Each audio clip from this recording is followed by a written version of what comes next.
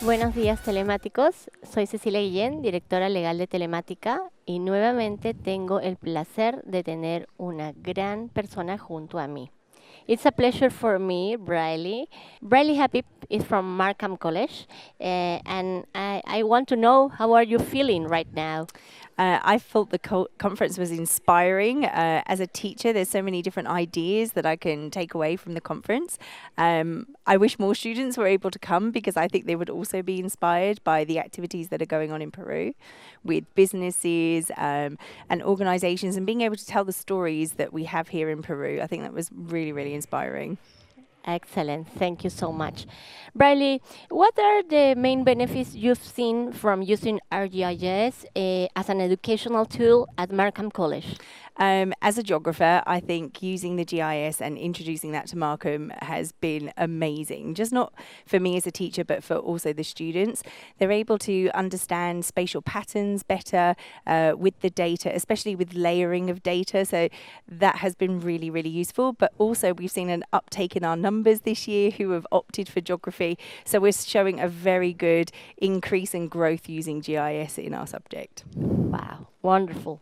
How has ArcGIS helped students apply they've learned in class and to propose real-world solutions to specific problems? Yeah, we're just about to start a new program actually about drones and robots. So watching today has been really useful because the students are going to use the GIS to introduce an idea for social, economic and environmental issues in Lima.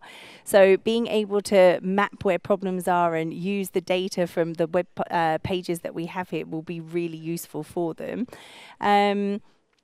I think that the students will get a lot out of this conference going forward as well, because they have used it for a very important exam for them with the coursework data in Wakachina. And we've just recently used it as well for our 5B students for IB. So they have collected data from Survey 123. So we're really developing it as a program in school, and about it makes their job easier in collecting the data. So yeah, it's been very, very useful for us. Excellent, and so easy for the students, right?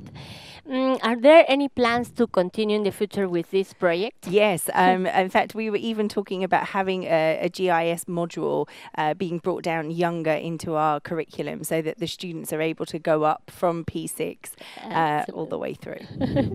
Excellent. How has using ArcGIS impacted your professional development as a teacher?